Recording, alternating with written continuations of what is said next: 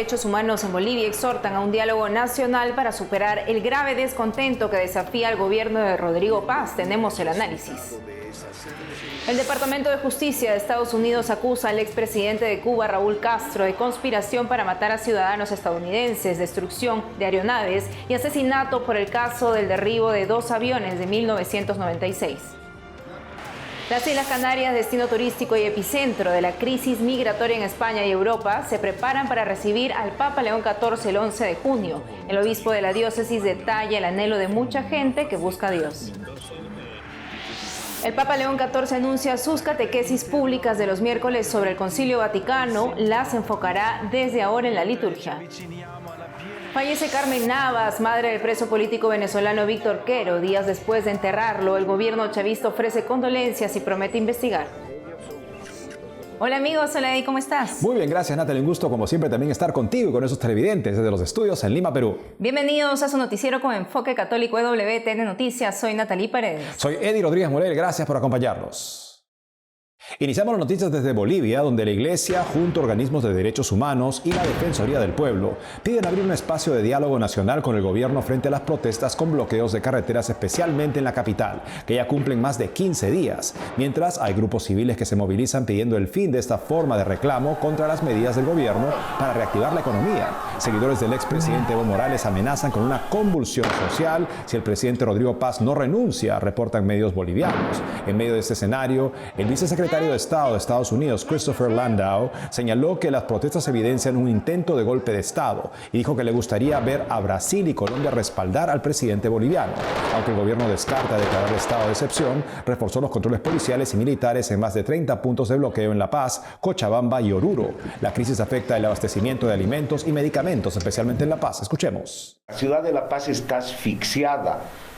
Desde hace más de 15 días que no llegan cosas, que existen déficit en alimentos, en carburantes, etcétera, y ahora los bloqueos están poniendo en riesgo la vida de más de 57 niños que actualmente reciben oxígeno ininterrumpido en nuestro hospital. Es bien complicado conseguir el oxígeno. Mire, mi bebé depende de oxígeno. Tenemos que buscar el oxígeno. No hay, no. Todo está muy caro, si es que hay es caro y no hay dinero, pues no nos alcanza. No sé qué vamos a comer, no hay aceite, no hay huevo, no sabemos qué hacer. Y para saber más sobre la situación en Bolivia, estamos conectados desde La Paz con Juan Carlos Núñez, sociólogo con experiencia en manejo y prevención de conflictos, investigador y director de la Fundación Jubileo. Señor Juan Carlos Núñez, bienvenido a WTN Noticias. Muy buenos días, un gusto estar compartiendo con ustedes. Señor Núñez, según su análisis, ¿cree usted que se justifican las protestas contra el gobierno de Rodrigo Paz? Bueno, hay que contextualizar el tema. Estamos nosotros en Bolivia en una crisis estructural profunda. Es económica, es energética, es institucional, es política y lógicamente todo lo que estamos viviendo hoy día es resultado de esa situación. Ya estamos viendo los efectos. Hay un grado de un clima cuando el presidente Paz asumió la presidencia en el que podíamos complejizarnos en un equilibrio entre la incertidumbre y la confianza, que creo que eso es el ambiente que existió, pero una pena que lastimosamente hubieron algunos errores gubernamentales en un momento tan sensible que han hecho que efectivamente la conflictividad sea la que hoy día esté en el ambiente boliviano. Es una conflictividad, pero que hay que diferenciarla. Hay una conflictividad por demandas sociales, sectoriales, en las cuales el gobierno está haciendo todo el esfuerzo para establecer adecuadas negociaciones con estos sectores, pero también hay otra conflictividad política que lastimosamente de actores interesados que pretenden desestabilizar la democracia boliviana también está inmerso en este campo de la conflictividad. Entonces, para mirar Bolivia hay que separar estas dos cosas. Hay una que es de genuinas demandas en las que el gobierno tiene que tener la capacidad de la negociación, pero por el otro lado también hay que estar alertas a que no se vaya a malograr el proceso democrático por intereses de fines políticos e inclusive, diríamos, de intereses hasta económicos y legales que están presentes en la realidad boliviana, y lastimosamente eso nos ha dejado estos últimos 20 años de una desinstitucionalización de la democracia y del Estado boliviano. Así es, señor Núñez, y en medio de esta tercera semana de protestas, ¿no? ¿Cómo evalúa usted también la respuesta que ha tenido el gobierno de Rodrigo Paz frente a las movilizaciones? Bueno, el tema del conflicto, si uno no le da respuestas efectivas, inmediatas, es un fenómeno que va acrecentándose. Y creo que la acción del gobierno todavía sigue siendo insuficiente ante lo que debería hacer. Da una sensación de que al gobierno le faltan operadores políticos para poder establecer acuerdos con los distintos sectores sociales que hoy están en movilización. Y creo que ahí debería haber una mayor efectividad por parte del gobierno de acercarse y dialogar con los sectores. Debería haber una estrategia comunicacional clara para informarle a la población y darle más certidumbre y confianza. Creo que eso todavía falta, más allá de que también esta complejidad de la conflictividad está desatada por estos intereses políticos que están tratando de vulnerar la democracia. Creo que en ambas acciones se la debe ver con mayor efectividad por parte del gobierno para cuidar la institucionalidad democrática, pero también para responder con justa razón a sectores que están demandando hoy necesidades frente a una crisis que realmente nos está afectando a todos nosotros. Pareciera ser que el cambio de gobierno ya es una síntoma de soluciones a los problemas, cuando nuestros problemas son estructurales. Yo creo que esto tenemos que ir a pasar de esta crisis a un momento de reencuentro otra vez entre la sociedad boliviana, volver a reconstruir el tejido social boliviano que en estos últimos 20 años se ha visto verdaderamente afectada. Y frente a ello, con una crisis económica galopante que tenemos al frente, lo único que nos queda es la unidad. Y creo que ese es el esfuerzo que hay que hacer. Y la Iglesia Católica, más el Defensor del Pueblo e instituciones de derechos humanos están tomando la iniciativa de poder encontrar a los actores, de poder sentarlos en la facilitación de un reencuentro y de un diálogo, que creo que es lo que más requerimos hoy día en el país. Esperamos que se pueda ejecutar esta mesa de diálogo y llegue una solución para la paz en Bolivia. Señor Juan Carlos Núñez, gracias por la entrevista. Muchísimas gracias.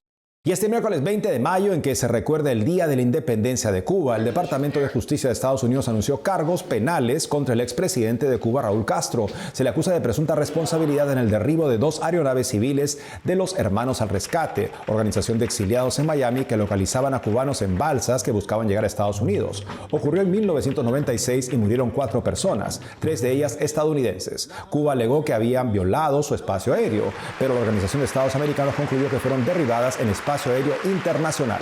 4 diputados estadounidenses en rueda de prensa esta mañana defendieron la necesidad de procesar a Raúl Castro por este ataque. La Cancillería de Cuba publicó en redes sociales que ningún agresor, por poderoso que sea, encontrará en Cuba rendición.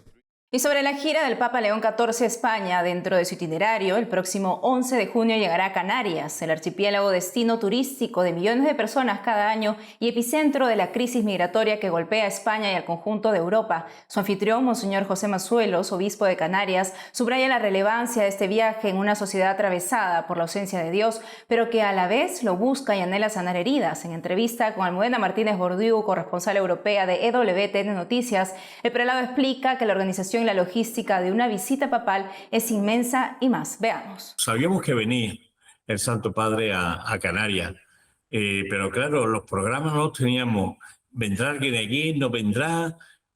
La misa, al final nos aprobaron primero la misa, pero los otros, pero al mismo tiempo estábamos preparándonos, porque claro, aquí te dicen que van a venir, pero falta un mes y tenemos que tener toda la cuestión, porque las infraestructuras que hay que montar de escenario, de silla. Y claro, esto no es la península. Aquí no tenemos, aquí en Madrid hacen falta sillas y se va a Sevilla y se llevan sillas. Aquí hay que traerla con un barco. Y ya sabéis que la Conferencia Episcopal ha preparado una serie de catequesis. Yo que estoy en la subcomisión de familia hemos preparado también mucho material y se está preparando en las parroquias, porque ya hay más de 40.000 inscritos para la misa del Santo Padre. Sobre la Iglesia de Canarias, a la que llegó hace ya 6 años, señala que uno de sus principales desafíos es la realidad migratoria. Nuestra Cáritas de la diócesis tiene más de 1.200 voluntarios todo el año, que no es fácil. Y entonces, y está habituada lleva ya unos pocos de años tratando con esta realidad de la migración, con los jóvenes que cumplen 18 años los echan a la calle, hasta atienden. Bueno, comedores que damos más de 600 comidas diarias. Pero más allá del fenómeno migratorio, el obispo identifica la secularización como el gran desafío al que se enfrenta hoy la Iglesia en el archipiélago. Canarias era una población rural. De golpe y porrazo le viene todo el foco de turistas, de la secularización de toda Europa y de ser una población rural, todo el boom turístico nos pilla poco preparada a la gente, ¿no? La gente estaba habituada a una especie de nacionalcatolicismo, una fe, como yo digo, de primera comunión, la familia, y de golpe y porrazo viene todo este boom económico, el boom turístico, la secularización, ponerlo todo en entredicho y, bueno, pues eso está ahí. Pero también tenemos otra cosa importante, que la gente viene de vuelta ya están cansadas, la gente tiene sed de Dios y de amor de Dios y de curar las heridas. Hay tantas heridas ya producidas por este materialismo, por este consumismo, por en definitiva, de vivir del individualismo que hay. Y se dice, hay un despertar, hay como una ansia, un deseo. Y tenemos que tener una iglesia, el gran desafío es una iglesia capaz de ir a acudir al que está herido en el camino de Jericó, o capaz de ir al hijo pródigo una vez que ha salido de la whiskería, sabiendo que está ya cansado de comer garroba.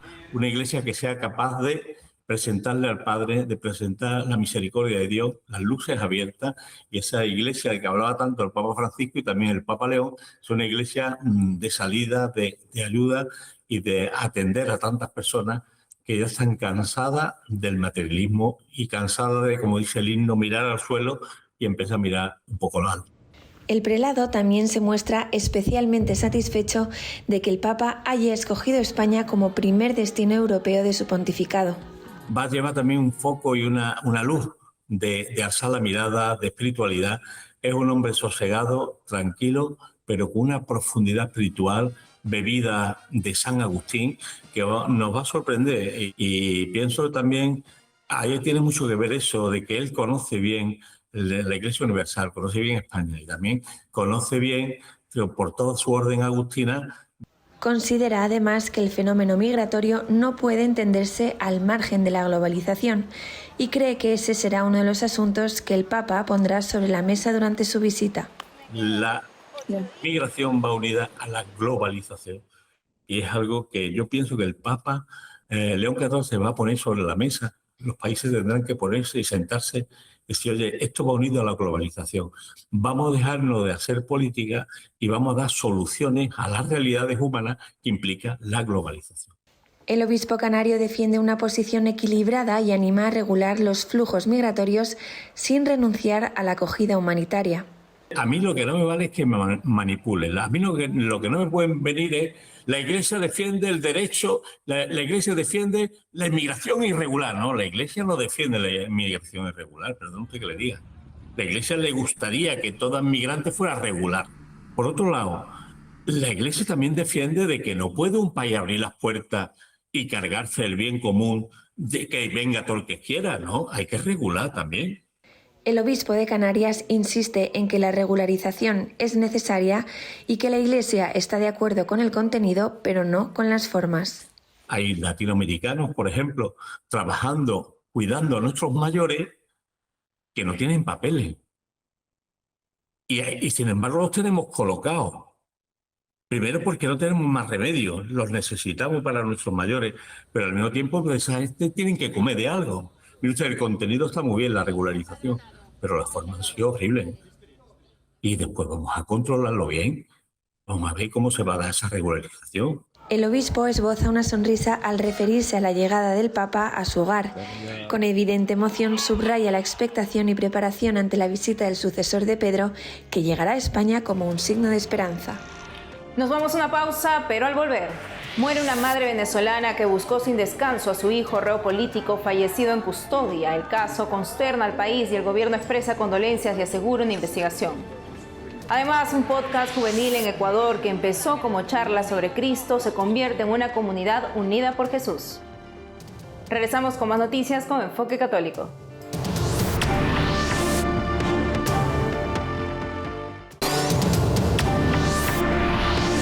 Vamos hasta Roma, donde el Papa León XIV anuncia que seguirá predicando catequesis públicas los miércoles sobre el Concilio Vaticano II y que ahora se va a centrar en la liturgia. Nuestro corresponsal Javier Romero nos cuenta. La catequesis pública del miércoles comenzó con un mensaje de unidad. El Papa presentó a todos a Aram I, uno de los representantes de los cristianos apostólicos armenios. Esta iglesia se separó de Roma antes incluso de la división ortodoxa. Esta visita fraterna representa una importante ocasión para reforzar los lazos de unidad que ya existen entre nosotros mientras nos acercamos a la plena comunión entre las iglesias. El líder de esta iglesia apostólica ha sido uno de los representantes de Oriente más comprometidos en el trabajo por la unidad. Su iglesia proviene de la región donde predicaron, según la tradición, San Judas Tadeo y San Bartolomé, cuyas reliquias además están en Roma. Luego, el Papa comenzó su catequesis sobre el documento del Concilio Vaticano II, Sacrosanctum Concilium, centrado en la liturgia. Es cierto que la acción de la Iglesia no se limita solo a la liturgia. Sin embargo, cada acción de la Iglesia, la predicación, el servicio a los pobres, el acompañamiento de las realidades humanas, converge en este culmen. Queridos, dejémonos plasmar interiormente por los ritos, los símbolos, los gestos y sobre todo por la viva presencia de Cristo en la liturgia, sobre la que profundizaremos en las próximas catequesis. La primera catequesis sobre la liturgia y el Concilio Vaticano II fue muy introductiva. El Papa señaló que los fieles deben vivir fuera de la liturgia lo que se vive dentro de ella. En estos momentos son varios los frentes que tiene abierto el Papa León. En los próximos días se va a presentar ese primer documento suyo, su primera encíclica. También en este fin de semana retomará esos viajes por Italia que suelen hacer los papas como primados, digamos, de la Iglesia en este país. Y por último, destacar que el Papa retoma o va a continuar, ha anunciado que continuará predicando sobre los documentos del Concilio Vaticano II, algo que comenzó a hacer desde el inicio de su pontificado. Hoy lo ha reafirmado, diciendo que ahora se va a centrar en este documento sobre la liturgia, Sacrosanctum Concilium, y por tanto en los próximos miércoles todos aquellos fieles que estén aquí, que vengan aquí a San Pedro para escuchar su predicación, pues escucharán al Papa hablar de esto. Eso sí, menos durante los días en los que el Papa esté en España durante el próximo mes de junio.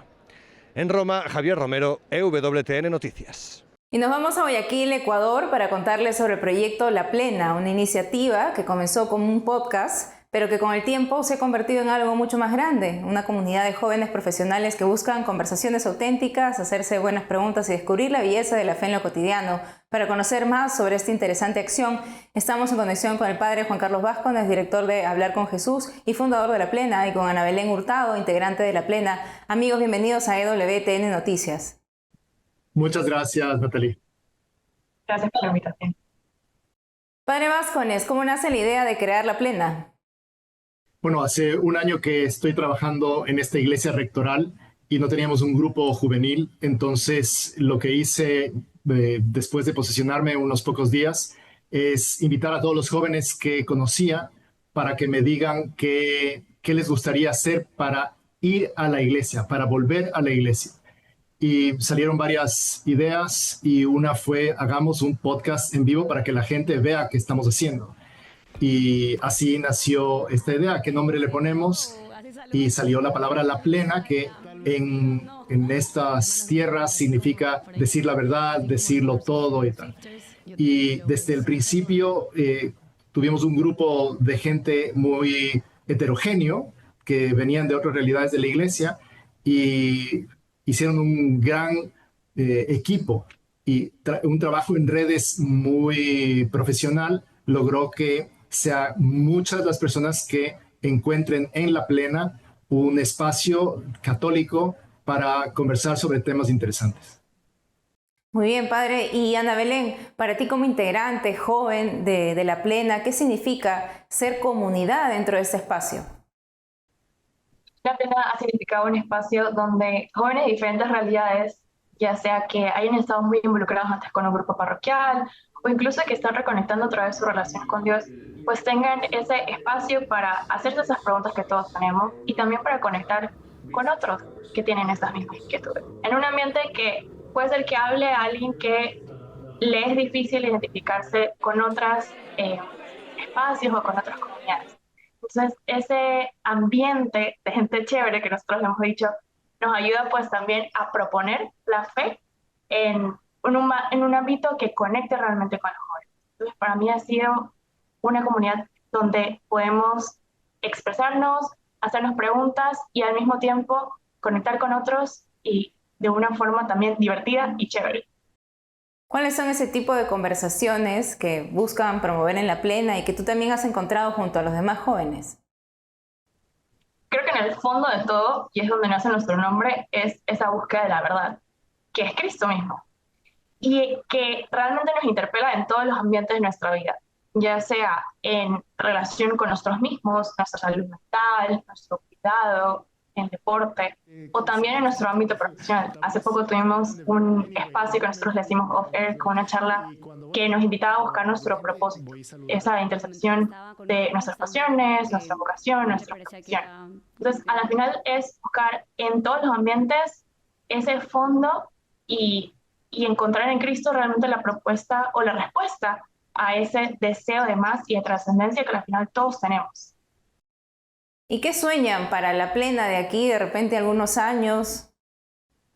Yo quisiera que se convierta en algo cada vez más internacional también, que puedan replicar el modelo, que podamos hacer que otros grupos se identifiquen también con esta forma de hacer apostolado y que nos podamos reunir en distintos sitios, ya sea virtual o personal, porque me parece que el mensaje es fresco, la idea es atractiva, fácil de implementar, y que en definitiva usamos un canal muy importante que es el canal digital para llegar a los jóvenes que también habitan el continente digital. Entonces, si yo, por ejemplo, soy de otro país y tengo algunas dudas también o quisiera poder también escuchar a otros jóvenes con mis mismos intereses o con mis mismas cuestionamientos, ¿cómo puedo encontrar La Plena? Pueden encontrarnos en nuestro Instagram, @podcastlaplena, y encontrar todos nuestros podcasts que han sido grabados en vivo y al que ustedes también pueden aprovechar en nuestro canal de YouTube. Pueden googlear Podcast La Plena y en Spotify también. Además, estamos tratando de compartir más en profundidad respuestas a las que hemos querido proponer a través de nuestro LinkedIn con artículos. Entonces, ahí también pueden aprovechar otra herramienta para ir cuestionándose, ir aprendiendo un poco más. Padre Vascones y Ana Belén Hurtado, muchísimas gracias por la entrevista y bueno, oramos por este interesante proyecto de La Plena. Muchas gracias. Natalie. En Venezuela, el caso de Carmen Navas, una mujer que buscaba en todas las prisiones a su hijo preso político, ha generado una ola de consternación y reacciones, incluidas las de la Iglesia. La muerte de Carmen Navas, 10 días después de conocer finalmente que su hijo había fallecido en la cárcel, representa el dolor de toda la familia venezolana, dijeron los obispos. Nuestro corresponsal Andrés Enríquez nos cuenta. ¿Hasta dónde está dispuesta a llegar una madre por sus hijos? Pues en Venezuela, en los últimos 6 meses, la respuesta ha sido clara. Incluso hasta la muerte si es necesario, agotando sus energías y sus capacidades físicas. Este martes, en Caracas, se le ha dado cristiana sepultura a los restos de Carmen Teresa Navas, quien se ha convertido en un ícono de la lucha de las madres y de toda la sociedad venezolana por un país de libertades, en donde se respete la dignidad humana y en donde el crimen y la violencia no sean política de Estado.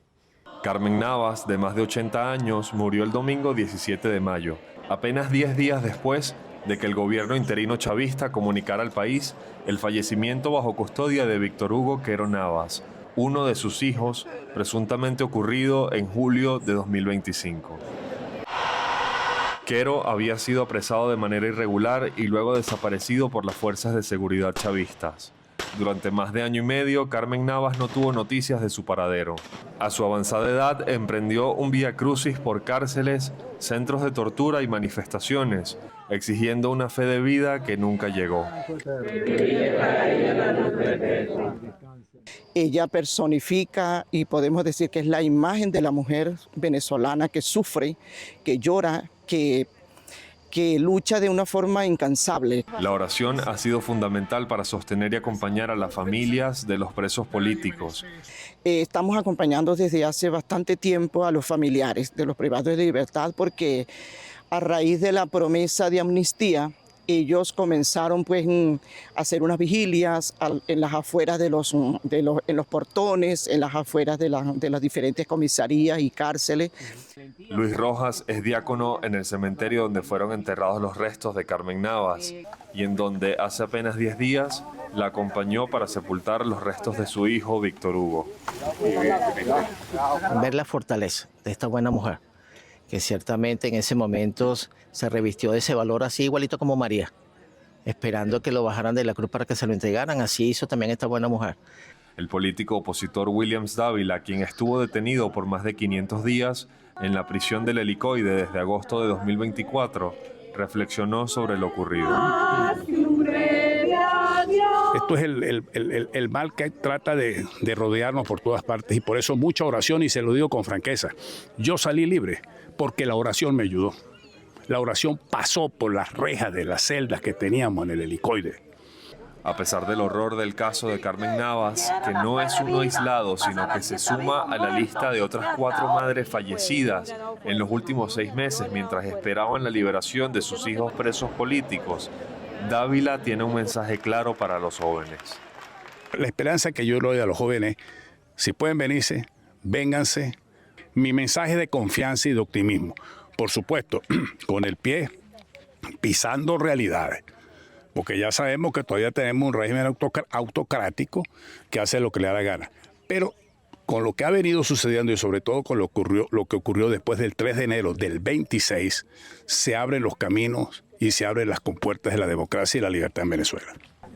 Tras la muerte de Navas, los obispos venezolanos han asegurado que el dolor y el sufrimiento de la familia Quero Navas es el dolor de toda la familia venezolana. En Caracas, Andrés Enríquez, EWTN Noticias.